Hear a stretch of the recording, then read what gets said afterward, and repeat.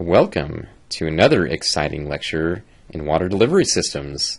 Tonight we're going to be discussing centrifugal pump types, and I'm going to make it as exciting as I can make it, but it kind of is what it is, okay? So we got to get through these nuts and bolts things about pumps to kind of accomplish the first objectives of this course. So if pumps aren't your thing, hang in there. It's not too much further. This will be the last module that we'll have as far as I see, which will discuss pumps and pumping. We'll include them as parts of other delivery systems, but we will not be going into the depth as we are in these few lectures that we've gone through in the first two modules. Had some complaints about the length of the last lecture, so I'm going to break these into two shorter lectures, and hopefully for you they are actually shorter, because if they are not shorter, this could be very miserable for you and anyone in the near vicinity. Anyway, so we're going to talk about centrifugal pump types. We're not really going to talk about displacement pumps.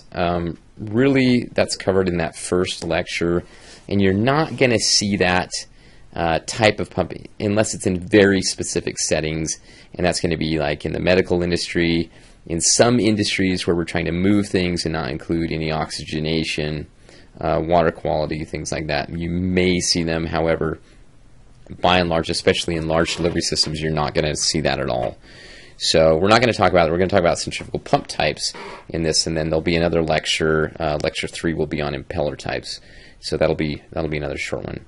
So let's dive right into this. We're going to split the centrifugal pump types into three major pieces, so three major classifications. We're going to have end suction, we're going to have split case, and then we're going to have our vertical turbine. So hopefully at a minimum this clears up some confusion you might have had, especially when working on that last assignment or lab that I gave out. Okay, so let's talk about end suction. We've got two types. We have frame mounted and we have close coupled, and this is by far the most common centrifugal pump, and this is most common according to the literature. It's most common, I would say, in Idaho, especially if we're looking at irrigation systems. I would beg to differ on that, because most of our water comes from deep wells. These type of end suction pumps don't always lend themselves to that type of system unless we're looking at boosting things like pressure. So you're more likely to see a vertical turbine in the wild here than I would say an end suction pump. However, there's plenty of examples of them around, but we'll at least talk about them in this lecture so you know what you're looking at. And these are easily identifiable by the suction line being centered on the impeller eye. Okay, so don't worry if that doesn't make any sense right now. We'll go into that as we go through some of these pictures on here. I'm just going to forewarn you, I don't have great pictures on here. They're kind of cartoony, so if you come across better pictures in your travels, or if you take pictures, please send them to me and I'll get them included in this for future presentations. Okay, so let's take a quick look at a frame mounted versus a close coupled. So I'm just going to show you the picture here. Right, here's the first one. This is our frame mounted, and then here is our close coupled. Yes, they are different. Okay, they look different, and they're very easily identifiable, because what you essentially have with the frame mounted is you have a separate shaft and bearings for the motor. Remember, the motor and the pump are generally considered a separate thing. Okay, so in this case, my pump has its own set of shaft and bearings, and my motor has its own shaft and bearings. Okay, so here's my motor, the shaft is here, the bearings are generally internal within that, and this is a way that we splice the two shafts together, and there are a variety of mechanisms that we, very clever mechanisms that we use to tie these two shafts together to make sure they're aligned perfectly. But the idea here is this has its own shaft, its own bearings, which are within this to facilitate this. This has your very common snail shell volute. So when you see that snail shell, you're almost always looking at some kind of end suction pump, be it frame mounted or close coupled. If you see the snail shell volute, you're almost always looking at an end suction centrifugal pump. So note that down. That might help you identify at least the end suction. And then what I'm looking for with the frame mounted is some separation between the pump and the motor itself. And if we look at close coupled, you'll see that those two are essentially the same. It's a direct drive type system. Don't worry about the information on this. I'm just going to kind of bypass that as we run through, and we'll talk about it as we look at the picture. All right, so here we have the motor, and again, your bearings are going to be internal within this, and then you have a shaft. And you notice here the shaft connects directly into the volute to the impeller. Okay, that gives you the direct drive. So this is called close coupled, right? So the idea is if I have to separate the volute from the motor to do any type of work, I'm probably looking at a close coupled end suction pump. Okay, and again, we have the snail shell volute, right? But I'm looking, does the pump have its own shaft, or is it tied directly into the motor? That's going to be my close coupled end suction pump. Okay, all right, so that's end suction, right? That's one animal in the centrifugal pump types. Okay, so we're going to put that aside, and now we're going to talk about split case. And split case are kind of nifty. You see these in pretty large settings of water delivery. They do exist. So let's look at how we identify them. Things to look for when we're looking at a split case versus an end section or a vertical turbine is we're looking for a row of bolts around the case. If you look at a volute, there's going to be some bolts that kind of hold things together, but this is going to have a very specific row of bolts around the case. And the case splits at the drive shaft, so it's going to separate at the drive shaft. Top and bottom are going to separate at the drive shaft. So right in the center of your volute, this thing's going to pop up. Okay, so the top half of the volute can actually be removed in that case. Okay, so that's the last piece on there. 3 ways to identify that split case pump versus your end suction pump. Okay, so let's look at a picture. And again, this isn't great, but it's what I've got. So here you can see the row of bolts along the top of the volute in this case. And be careful, this and both the end suction can be mounted not just in the horizontal orientation, but in the vertical sense, though I think less with the split case, more so with end suction. I'll show some pictures up here later of that. Okay, so here's your bolts here. If I unbolt this, you can imagine your head. I can separate this top portion of the volute off from the bottom of the volute to do any kind of impeller work or anything like that. So that's my split case pump, and again, I see this in very large settings. These are very expensive. The casting is very specific. I don't think I've seen too many of these out in the irrigation world, though they may exist, so I'm not going to say never on that.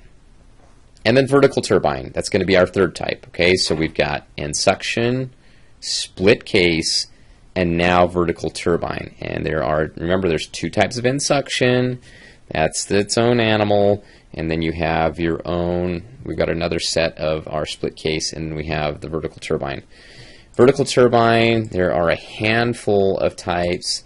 We have line shaft turbines, we have deep well submersibles, we have can turbines, and we have axial turbines. And I'm not going to show pictures of these right now. This can be confusing. The main thing to think about, I mean, your line shaft turbine, typically you have a big separation between your motor and your bowls, and remember your bowls are going to be your volute. A deep well submersible is you've got both your motor and your pump together submerged.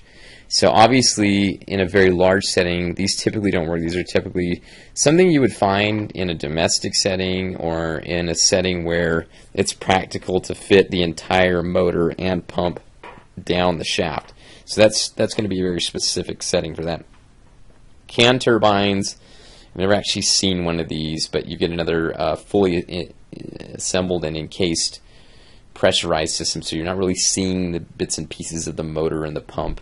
And then you have axial turbines, and these are really slick, and we probably won't talk about axial flow. Maybe we will in lab this week or next week, but we'll talk about different flow types if that is something that's interesting to you.